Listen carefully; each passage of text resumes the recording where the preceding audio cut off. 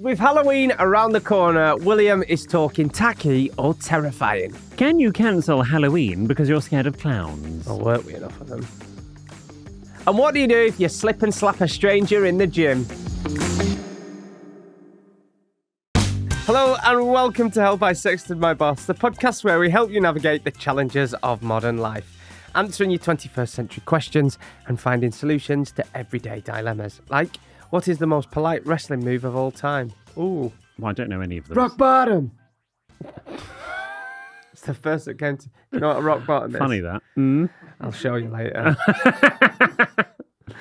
Is it ever acceptable to ask for a trick instead of a treat? Oh. And what should you do if you've accidentally sexted your boss, but we're not your usual agony aunts? Are we? William Hanson, the UK's leading etiquette expert. No, we're not. Jordan North, radio presenter. I'm more Noel Coward, you're more Noel Edmonds. From Joe in Glasgow. Who's Noel Coward? Noel Coward, he was a playwright. Blithe Spirit, Private Lives. Sure. That sort of... Don't know who Noel Coward is. One of the greatest British playwrights, Sir Noel Coward. But anyway, as Joe in Glasgow says, I'm more Noel Coward, you're more Noel Edmonds. Okay. Look, you're straight in with the It's gym. been one of those days, William, you know. Has it? Oh, Well, I've got welcome to your glass. weekly therapy session. It's like, that's what this is. It is, basically. It is. Oh, you're giving me the nice glass. Yeah, I'll have the little beaker. Even the though it says chic Jordan. one. Oh, does it? Yeah. Well, I'd like to tell Shez. Now, Shez, lovely Shez, tagged us on his Instagram story a week or two ago after a little mishap whilst listening to us. Here is what he said. So I would personally like to thank Jordan North and William Hanson of the Help I Sexted My Boss podcast. So I've been clearing the leaves out of the pool while listening to your newest episode, blasting from a speaker. And we got to the point where William is essentially burping Jordan. And all we're hearing down the mics is with Jordan going, ah. So my mum's gardening just off prompt. And she went, what are you listening to? And I was like, there's too much to unpack here. So what was he thinking we were doing? I think there's more to a reason why you wanted to tell Shez. Really? How he sounds He's today. got a lovely voice. It's more to how he sounds. I think it's more how he looks, William. Well, Let's just put this into context. A very attractive Australian pool boy. I don't know if he's a pool boy. He just happened to be by a pool. They all have pools in Australia. Pool boy has happened to tag William and I on a story. Naturally, William's seen it. And now we're Excuse me, toasting it him. was Stuart who saw it Of first. course it was. Of course it bloody was. But Shez, thank you. Thank you very much, and I'm sorry that we have caused confusion with your mother. If you're ever in the UK, William will happily put you up for the night. And he doesn't even have his mum and dad over at his. He makes them stay in a hotel. But Shez, you're more than welcome. Mikey'd give you a pass for Shez. Okay. Well, that's good to know. How's your week been? Yes, it's been absolutely fine, thank you. I'm drinking gin and Dubonnet, obviously, but I've got a new drink of choice. Oh, go on. Martini. Oh, I love I have a martini on a No, Friday. I know. I haven't invented a new drink here. No. I'm aware that Martini has Gin been or around. vodka? Gin. Oh, have you had a Vespa? Not yet. I'm only just... Look, my Martini days are quite new. Mm-hmm. But I have a dry Martini with a twist. Delicious. I love a martini on a Friday. Dry martini. It's got to be extra dry. So that when you say extra dry, people think you mean more vermouth, but it's just got to have a little dash it's of less vermouth, isn't it? I just use a little cap of it. So the Okay. vermouth cap. Just Yes. pour that in. Well, because I've had Martini many times, but I say many times, Yeah, but I've they already drown tried it. them, and I thought it was like drinking petroleum. Mm. And I'm told that's either because it was badly made, Yep. or, as I think I've said many times before, your taste buds do change after 7 years. So you can, if you don't like something today, in 7 years' time, you might like it. Yeah. So I was out for lunch with my brother a few weeks ago, and we tried one, and he likes all his cocktails and stuff, and he said, no, try it. And I thought it was very nice, quite sophisticated as well, Yeah. a bit chic, bit Noel Coward to go back to that Get theme. you. I like it. Yeah, a Vespa's good as well. And that's half and half, or not half and half, a bit gin, bit No, vodka. half and half. Oh, okay. Gosh. Gets you anyway. But I'll say this to anyone listening now and to you: don't have more than two, because after two, No. you are on your way. Yes, well, even after one, I'm fairly on Well, my yeah, way. it's a great for a catch-up drink as well. Or What's a ketchup drink? if you get to a bar and all your mates are pissed, Oh, I see. it's good. It's not that you can, you can order one in bar in Burnley, but or it's a great Yes. Dutch courage drink as well. What is this? I don't know, like if you've got to go and speak to a producer and tell them to start pulling the weight a bit more. Oh. Ben, by the way, can I see you at the end? Completely unrelated. It's good for Dutch courage. It is. Okay. Yeah. Okay. Have one then. Our mutual friend, Luxury Luke, tells me this joke, which I think is a very funny joke, of the king's. Supposedly the king tells it and has always told it with a joke that if he was ever sort of going exploring, if you ever go exploring in the jungle, you're worried about being lost, all you need to do to pack in your survival kit is pack a bottle of gin, some vermouth, twist of lemon, and your martini glass. Because all you do, if you do get lost, you need to find your way, and you're stranded, is you just start to make a martini, and then out of nowhere all these people jump and go, "That's not how you make a martini," and you're rescued. That's quite a funny joke, isn't it? Is that what the king says? Supposedly, Stephen Fry says it's his one joke. The king's one joke is that martini joke. I think that's very unfair, because I think that Charles III has a very good sense of humour. Yeah, and that is true. And that's his favourite drink as well. What, martini? Yeah. I know it's good, but my favourite will always be a gin and tonic. Of course. Obviously. Of course. Anyway, you all right? Yeah, all good. Yeah, I've had quite the week. The more this podcast is going on, the more I think I'm turning into you. Yes, well, vice versa. I had a professional declutterer around my house this week. A professional declutterer? Mm-hmm. What? So, yeah, it's called Lauren. Is this you rebranding you had the bailiffs round? No, it's called Lauren. Honestly, you got to follow her on Instagram because she's fantastic, and I said I'd give her a shout out. So basically, Scott Mills has been pestering me for ages and he's like, you need to get her in your life. Just a quick reminder, I just had my declutter woman around last night. Oh my God, you need to book. I'll book it in for you if you don't. See, he's been messaging me weeks. Where does a bailiff become a professional declutterer? Where is that line? So on Instagram, she's Perfect Space Home Organisation. So Perfect Space Home Organisation. I said I'd give her a shout. She's great. She comes round. Right. It's there for 4 hours. Yeah. She's going to come next week as well. She goes to Scott's once a month. I'll show you before. How much clutter have you got? Before and after. Jordan, I have been to your house and I would not call it cluttered. So in big wardrobe, look how messy that is. Shit everywhere. Can I describe some? I mean, it looks like a bomb's gone off. It does look like a bomb's gone off. You haven't even bothered to attempt to organise that over however long you've lived in that flat.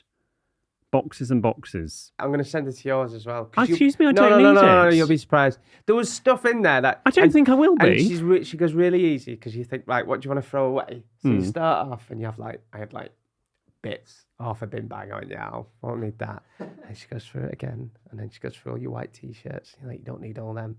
She's really good. I don't have many white T-shirts for her to throw out. And it's like, when did you last wear that suit? I was like, yeah, it don't even fit me. But it all goes to charity as well. Well, that's good. It's better than going in the bin. She's really good. And the good news is you can fit more in the closet now. Yeah, exactly. Now...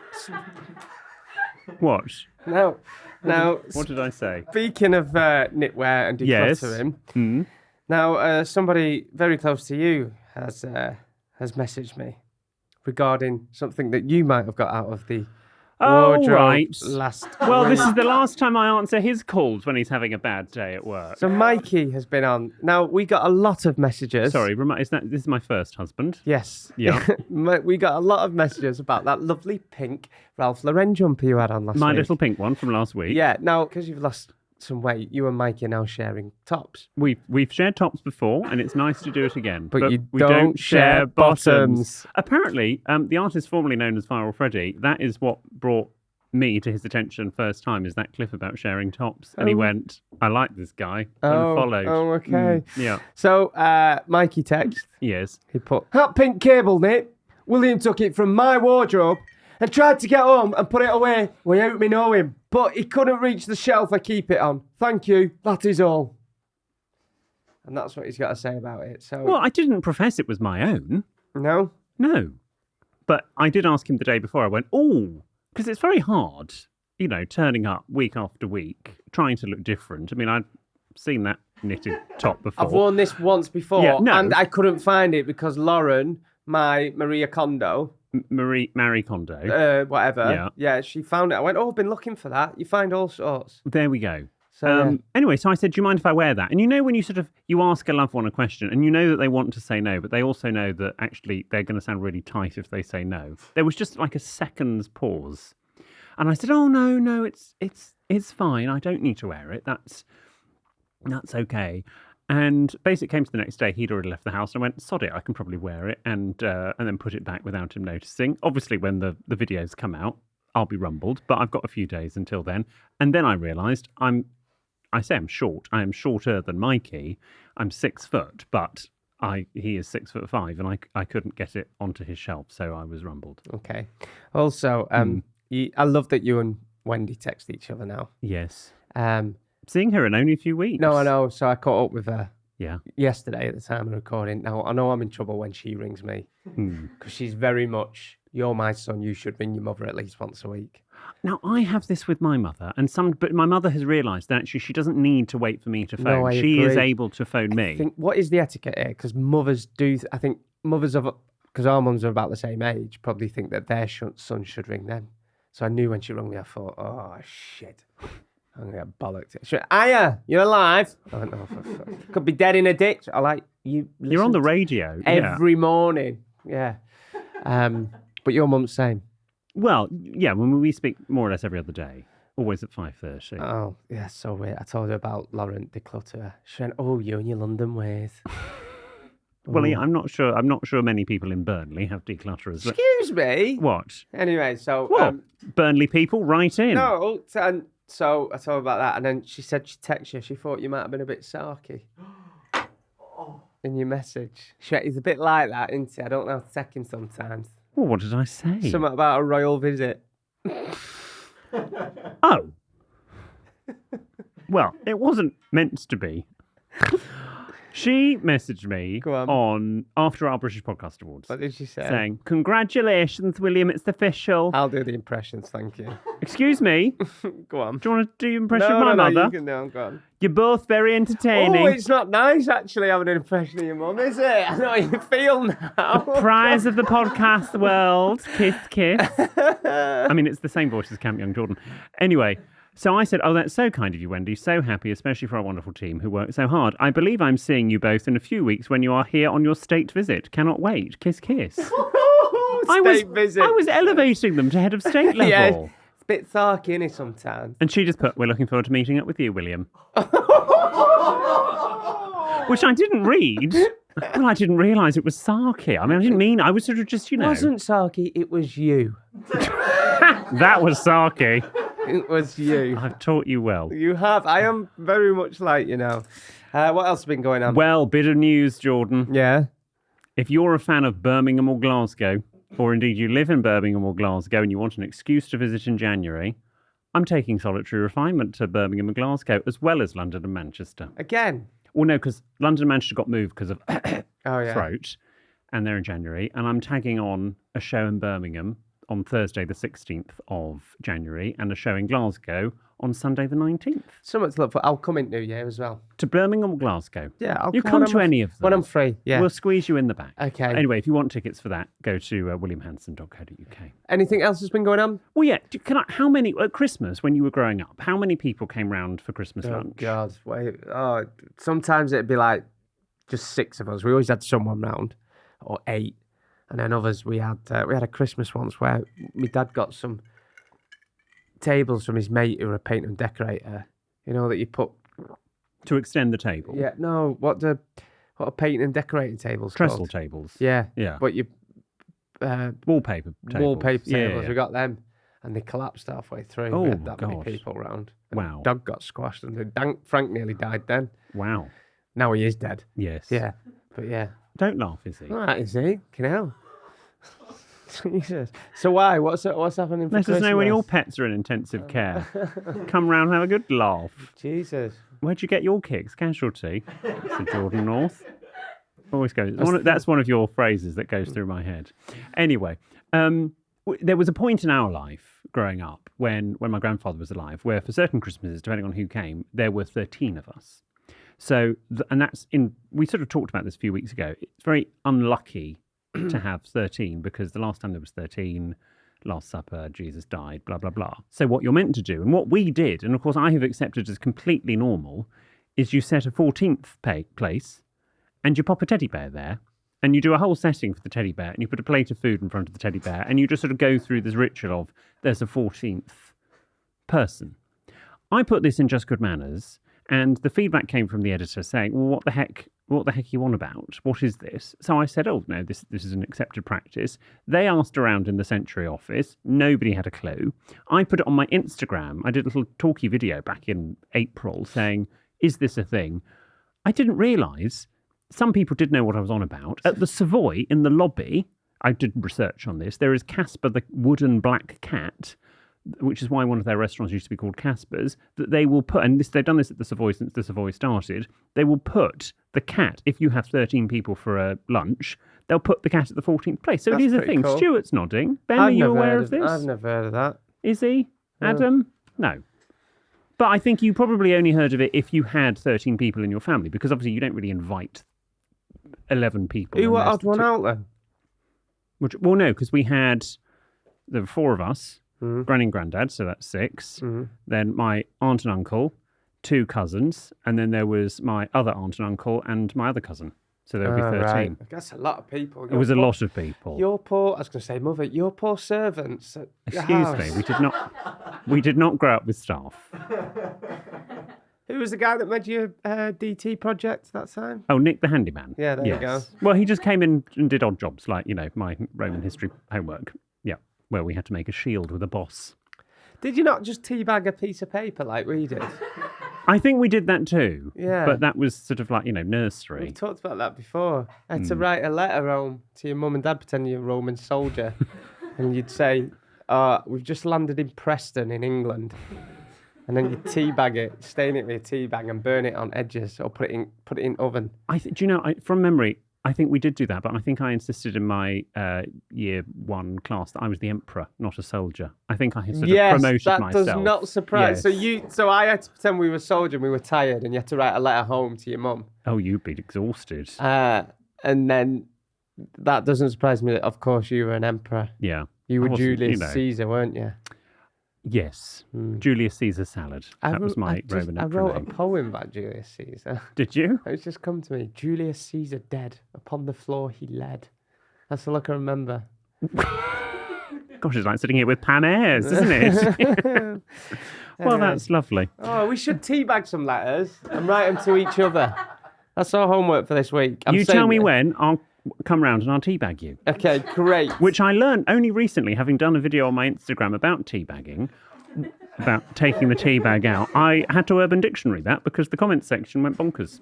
I did not know what it was. Absolutely no idea. It's where someone, So on what? Like they squat over you. And you know what? I don't need me to. Well, I know what it is now. Teabag. Yeah. But you used to do it at uni and stuff. I certainly did, yes. No, if someone, or if you're on a lad's holiday, you'd be like led down and your mate would just go teabag and flop his bollocks on your face. Is that just me? Yeah. No, you'd go, teabag, hey. No? Okay. Never play international coco ball? No, but we have talked about... International coco ball. Is it a cock or is it Why is it international? Don't know, just because it rhymes, isn't it? Yeah. International... A lad at uni used to play that all the time to the point where it got weird. He always had holes in his pyjamas. You go, coco ball. Well, it all goes on. Shall we go to my etiquette apology? Yes, please. Well, after the break, I'm going to tell you all about Halloween. Okay. Because it is Halloween, fast approaching. Is Halloween an all-American holiday, or is any of it British? I've done some research, and I'll tell you the findings in a minute. It's William, the etiquette geek. His knowledge is quite unique. He'll give you manners, a subtle tweak. It's time for William's etymology of the week. Cha-cha-cha. Oh, just a demi cha-cha-cha. Why not the big cha-cha-cha? Well, we can't do the big one all the time. I came in halfway during that conversation with Adam. Yes. Who's back. And I was just like, I'm not getting involved, but... Well, it wasn't an argument we were having. No, I just said... Nothing is an argument with you. It's a dictatorship, isn't it? But I don't get why we ain't got the big cha-cha-cha after all that song and that. I nearly broke my fucking back for that theme tune. I'll be honest, health and safety have told us only a short cha-cha-cha. Well, I thought that was disappointing. Cha-cha-cha. I like it. All right, well, in a fortnight, we'll have it back. Okay. Bless you. Well, anyway, look, it's spooky season, as we're told. But has this horror fest got any sort of British connotations. Is it an American import? Has it become too commercial? Well, that's a discussion for another time. Obviously, Halloween as a word is the 31st of October, which in the Christian church is All Hallows Eve. The name Halloween is an abbreviation for All Hallows Eve, that hallowed evening before All Saints' Day. Of course, my brother is born on All Saints' Day. The jokes write themselves. Of course he is. Yes, Is he I know. actually? Yeah. So it's All Saints' Day, the 1st of November. Yeah. Yeah. What's All Souls? Because I always read that as Our Souls. There's a church outside BBC called Our Souls Church, and I always read it as Our Souls Church because it's All Souls, Our Souls. Anyway, pumpkins, of course, are a wholly American import because they're colourful and they're easy to carve. In Britain, do you know what we were carving? Turnips. Swedes. That's the one. Now, that's obviously the vegetable, not people from Sweden, we should just point out. We would... you fucker! Yeah, that's really hurting. But why would we... Bastard! Do you know why, whether it's a pumpkin or a swede, or maybe even a turnip, why we would carve them into a lantern? Because, you put a little tea light in or why something. is that? Well, the lantern was thought to scare off malevolent spirits. Oh. Basically, that came out on All Hallows Eve. Do you know the pumpkin patches that you go to now? They're all over Instagram and Yes. stuff. Yeah, they don't actually grow them there. No, they just stick them there. The farmers dig the field up to make it look like they've grown them there, and then they just stick a load there, and you go... Apparently some they do, I'm told, for legal reasons, but... But they mainly all have nice farm shops and cafes that you coincidentally might go into afterwards. Anyway... trick or treat, of course. Now, a lot of Brits, and I have to say I used to be one of them before we researched this, a lot of Brits will say, trick or treat, oh, it's so American. It's not. Is it British? It's Canadian. Oh. Yes, and we're sort of semi-Canadian, aren't we? Are we? It does have, however... Well, they're Commonwealth. It has historic roots in Britain and Europe where beggars would knock on doors asking for a soul cake in return for a prayer for the departed. Similarly, the dressing up bit of trick-or-treat, that came from the tradition of guising, which was a Scottish and Irish tradition that can be traced back hundreds of years. However, trick-or-treating spread from Canada to the USA in the 1930s and then came over to Britain in the 1970s. So it's only the 70s we started doing trick-or-treating? Yeah, in this country. It really peaked in the 90s, I think. Did you? No, I do. I genuinely do. I honestly do. No, I do. I genuinely do. That was so Wendy. In the late 90s, early 2000s when it peaked. I know this is me because everyone had them screen masks with blood. Not everyone. And then in the mid-90s, early 90s, like me, it was like one of those masks from Paper Shop that were like 40p. What, the ones that Charles or Diana? No, they're like plastic crappy masks that you got from Paper Shop, and then your mum would just put you in a bin bag. Do you remember? And then she'd like Tipp-Ex, never dressed cobweb on or something like that. This is what it was like back in our day. And then you'd have like hot Vimto, which is blood and stuff. And then it really picked up in late 90s, early 2000s. I went as a scarecrow. I've told you this, haven't I? Did I? Me and Wendy always had creative Scarecrow was differences. creative differences. We'll get around. Over your Halloween costume. We used to clash. We used to. Bitch, please, man, dressing up like that. So honestly, Hard Camp enough, Young that's- Jordan and Wendy used to clash, especially over food technology and stuff. We had a lot of creative differences when it come to costumes, food. I don't tech. think you called them creative differences when you were 12. No, we did. And anyway, she wants when we go as a scarecrow. That's the one with no brain, isn't it? Stuffed loads of straw in me and put a broom in. Right. Like this. So I had a broom in my arm. I got to the party, I'll never forget, we're at Adam Palmer's. I couldn't get through the door, so I had to go. Honestly, I had to go through the fucking door like this. And I couldn't get in. And because I'd walked there, because my dad was away, she didn't drive, I walked there, all the straw fell off. So Adam Palmer said, "What are you?" And I cried. I couldn't even get in. How old were you? About 9, 10. So this is what I mean, it started picking up in the late 90s. And then I was just a lad with a broom. Stuck up, I couldn't eat out at the whole party because I couldn't move my arms.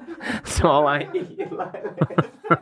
I couldn't drink. It was shittest Halloween I'd ever had. I was Bingham, we fell out that night. Get her when you see her. When we see her on her state and visit. we'll record her. Go, oh, you and Jordan had creative. She go, oh, you're right, bitch. When I was younger, you used to get right on me tits. We used to clash. I can't wait. Yeah. How funny. Anyway, that was a good etiquette etymology. Thank you very much. Are you done? I'm finished, yes. It's all finished. That was really good. Right, should we crack on with the questions and dilemmas? All right, then. Remember, if you need our help with something, then do get in touch. You can send your tales of trepidation to help@sextonmyboss.com. You can DM us. We're at sextonmyboss on socials. Or you can write to William, who, in the fullness of time, promises a handwritten reply on one of our luxury greeting cards with executive self-seal envelopes. The address is on the website, sextonmyboss.com. I need to actually, not today, but I need to take some more back because I'm all up to date. I say I'm up to date. I just haven't collected any in the last month. So if you've sent one in recently, but I feel on top of it now. Okay, what have we got? Okay, this first one is from Matt. Dear William and Jordan, I've been trying to decide on a costume for my brother and his girlfriend's upcoming Halloween party. Oh. After watching Terrifier 3, I prefer Terrifier 2. Have you heard of that? No. So I've not seen it because I don't really do scary films. But like, they're shocking. It's people walking out. Have you heard about it? Is it a recent film? It's not even gore. Apparently, there's a film. It's about. It's meant to be a people. Yeah. Well, I'm going to have to Wikipedia the plot in a minute. Anyway, after watching Terrifier 3, I thought it would be perfect to go as the film's villain, Art the Clown. However, when I told a close friend, he quickly informed me that someone attending the party had a severe phobia of clowns, so bad, in fact, that she couldn't even be in the same room as one. As a result, I was asked to pick a different costume so she could attend. Well, piss off. Don't come to Halloween then. Well, I would be inclined to agree I'm with scared you. of flying. It's like saying, don't fly over my house. So I'm on one today, aren't I? Yeah. Sorry. After giving it some thought, I decided not to change my outfit. It's a Halloween party and the whole point is to scare people. Plus, other guests might dress up as clowns too. Now, the person in question has decided not to attend, but I'm wondering if I should have been more considerate. What's the etiquette here? Should I have changed costumes, or is this person not suited to a Halloween party if a simple clown costume is enough to keep her away? I'm not being funny, but if you've got a terrible phobia of clowns, which is fair enough. Halloween is not the festival for you. That's just like me going to a big lift festival, innit? Let's all get in lifts and look at our best lifts. It's like me going, I'm sorry, but I don't like lifts. Well, piss off, don't come then. Yes, true. Yeah, if you're scared of clowns, it's probably best not to go to Halloween party because chances are there's going to be a clown there. Yeah, I mean, I'm petrified of mice and rats. It's like going to the rat... One ran over my foot last night on a run. I shit myself. You just reminded me. Oh, not a clown, a rat. It ran over your foot? Yeah, I shit myself. I'm sure you did. Big one. I was just coming out at park on my run last night. Oh, it literally ran over my foot. Oh my God, I'd die. Sorry, carry on. I would absolutely die. It was horrible. I felt it. And I went, ugh. Like, I had my headphones in, so I didn't... Oh, it was awful. Oh, I think I want to die. It just... Honest, and I'm not saying it ran past me, it ran over me. Ugh. I think I scared What were you doing running in a park at night? Well, the police turn up? No. I want to get one of those head torches, but I feel like I'm You cannot get a head torch. You look like a minion. Yeah.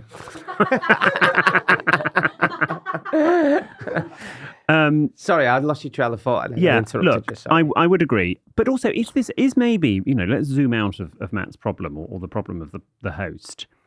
Halloween is, yes, in theory, it's meant to scare people. You see people, put all those fake cobwebs up. They do it on a street near me, and I can feel the property prices plummet. They do it, and that is in no way terrifying. That's tacky. And maybe is the problem actually that Halloween has become a tack fest as opposed to a scare fest. Nothing is scary anymore. And so when someone is trying to do the scary thing, they're like, sorry, that's not what Halloween's about. Halloween is actually about sticking really disgusting, cheap plastic tat outside your house and sort of pretending it's interesting. Okay, let's do this, right? G&Divas, wherever you are, if it's your house, your decorations, or somebody you sees, send it into us on Sexted's Insta, at Sexted My Boss. Yes. And we'll get William to judge whether it's tacky or terrifying. Okay. I'll do that. And we'll get you to have a look at videos. Right. Do it for social. Like I used to do Picky Tree. Yeah, Picky Tree. You can do tacky or terrifying. So we want to see all your Halloween decorations, whether it's yours, your mum's, your next door neighbours, and then William will judge if it's tacky or terrifying. Okay. The common theme, I think, there'll be more than one or the other. I suspect so. Okay. Yes. Right. This is from Jason now. Speaking of Halloween, why is he dressed like Sue Perkins? He's selling onions. Come here, show everyone. Come here. He's in costume. Come here. Dressed as Sue Perkins. Look at him. For our podcast listeners, would you like to tell them what he's wearing?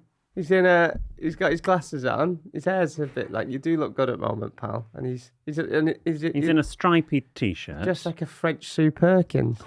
Wait, what have you got to bake here? Say, on your marks, get set, bake! Go on, do it. On your marks, get set. And this is why we don't give him his own microphone. That was good. All right, go on, do another. One from Jason now. Hey, William and Jordan. A few years ago, after an epic night supporting Arsenal, whatever you want to call it, I found myself in quite the situation. After a few too many beers, I was desperate for a bathroom by the time we reached Waterloo Station. I ran to the loo, and as I was mid-wee, my friend called my name. Without thinking, I turned around, accidentally spraying the leg of the guy next to me. Oh. The poor bloke didn't even seem to notice, likely because he was also quite tipsy. Before he had a chance to react, I zipped up and dashed off to catch the last train, feeling a bit guilty. What was I supposed to do? What's the proper etiquette for when you accidentally wee on a stranger? Well, I've never done this. Well, you're meant to leave the gap, aren't you, between the urinals? Yeah, but I guess if it's busy, zone. if it's busy. Yeah, well, even so. That's why it's nice to have... I mean, I don't use urinals, but it's nice to have those sort of divider things. Yeah. Let's just keep an eye on your cock. I don't know. Just, yeah. Yeah. I think you just say, I'm so sorry. That's all you can say, probably. I think the etiquette there, being serious, is if they've not noticed, then you don't need to apologise. Maybe they were tipsy as well. Yeah, so don't worry about it. And they'll probably get home and think, oh, I've pissed outside of my leg. Oh. That's what they The moral of the think. story is don't use a urinal. Well, yeah. Go and, well, whatever. Go and use a cubicle. No. What? No. It's just so much nicer. Oh, we're not doing urinals again. Next one, please. This is from Anonymous. Dear William, Jordan, Diego, et al. I was recently asked by someone who I had just given a gift in a carefully chosen on-theme gift box if they could use the same gift box for the birthday gift they were planning to give me the next day. I, of course, said no. However, according to an Instagram poll I conducted, it's, quote-unquote, just a box, and I was in the wrong for saying that I minded. I minded because, to me, the box was part of the gift, something to keep little bits and pieces in. I took the time to find the perfect box, so I thought they could find their own. So my question is it okay to reuse gift bags or boxes for the person who gave them to you? No, I disagree. If someone gives you a box with gifts in, they get to keep the box as well.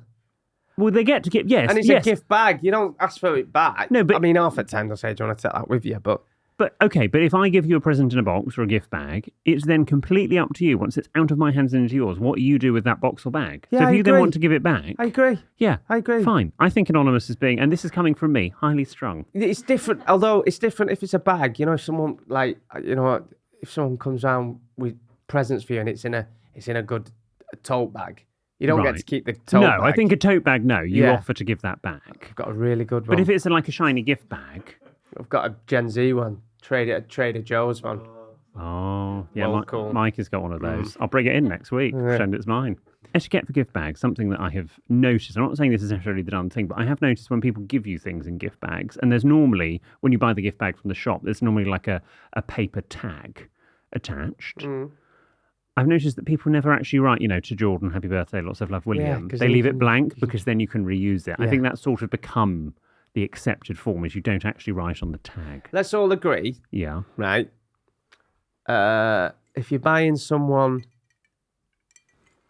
a drink, a bottle of alcohol, you don't need to put it in a gift bag. Oh, no, I think you should, because it's so much nicer than just handing over the bottle. A bottle of wine, you don't. Whiskey and stuff. Ben, do you have any thoughts? You know, Ben. Come on. Go on. It's your podcast. The problem with the gift bag is I've got so many of them now that I don't Same. know what to do with. Maybe I just don't give enough gifts. Same.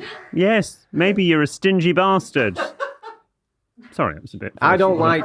I will stick up for him here. I'm not the biggest white wine fan. I'm more of a red man.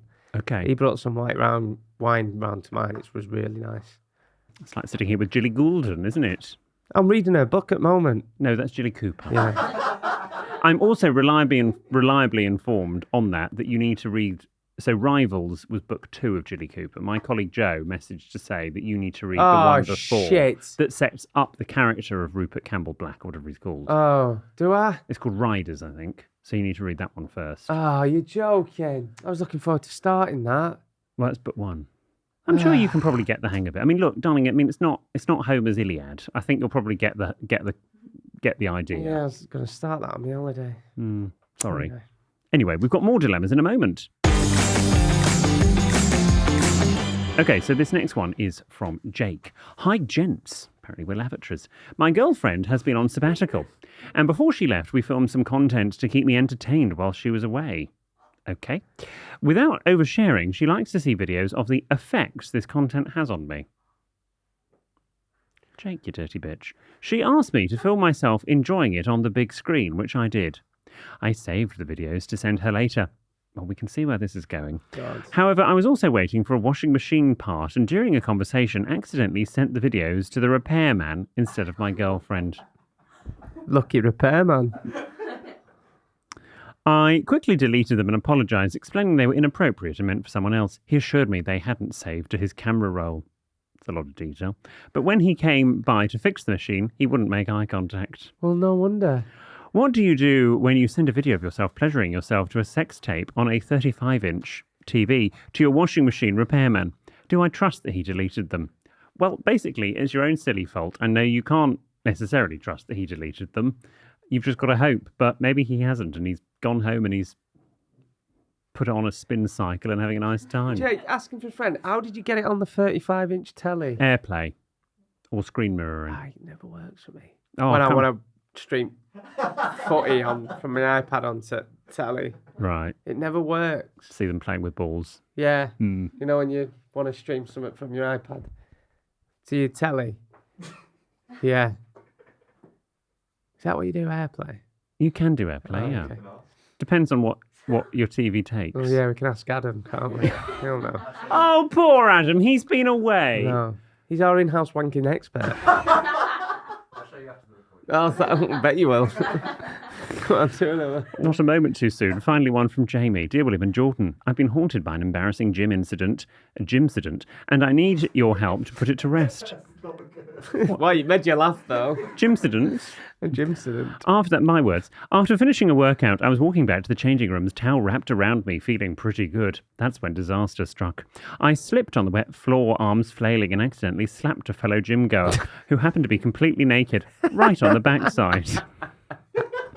The slap was loud and the look of shock on his face is something I'll never forget. I muttered a quick, sorry, I slipped, and got out of there as fast as I could. Now, what's the proper etiquette when you accidentally spank a stranger's bare bum in a gym? I think you did the right thing there. You apologised straight away and avoided any awkward eye contact. That's what I would do. It's just awkward in gym changing rooms in general, isn't it? That's where there should be cubicles. A G&Diva come up to me as I was drying. What were you drying? Went, sorry, I know you... this is what I know your face. Sorry, I interrupt, and I know it's a private area and things. Yeah, I'm touching it. And literally, and he's like, big fan of the podcast. I was like, oh, thank you. It's really sweet, but just let me get my boxes on before you do that. Yeah, I would agree on that. Yeah, I think, look, you didn't mean to, but also, I would also, most people have a sense of humour, Jamie, so I would probably explain what happened and just sort of try to get them to find it funny. Yeah. Rather than, I think your awkwardness is going to make it more awkward. Mm-hmm. So actually own up and go, right, I'll tell you what happened. I mean, that said, I'm an over-explainer. I'm told at home that I over-explain things, but I would probably explain that one away because otherwise, you don't want to sort of turn up at the gym the next day and find your membership's been revoked because you've sort of low-key sexually assaulted someone, which you didn't do. You didn't do it. Right, okay. Go on, one more. No, that's it. That was the last one. Is that it for this week? That is. Bloody hell. Right. Thank you for all of those. Yeah, thank you. Some really good ones today. That was from Anonymous. That was a really good one about the gift bag and the box. I liked that one, yes. Thank you for your questions and dilemmas. Remember, you can listen and watch every Tuesday and Friday. And on the next episode, we're going nostalgic with childhood memories. Childhood memories. And we're bringing back the greatest song ever written about Milton Keynes. Oh, my favourite. Again. I love it. Yeah, I know, but there's a good reason. Last time we did that, I couldn't stop listening to it all week. Well, it's going to be an earworm. It's going to be stuck in your head. See you on Friday.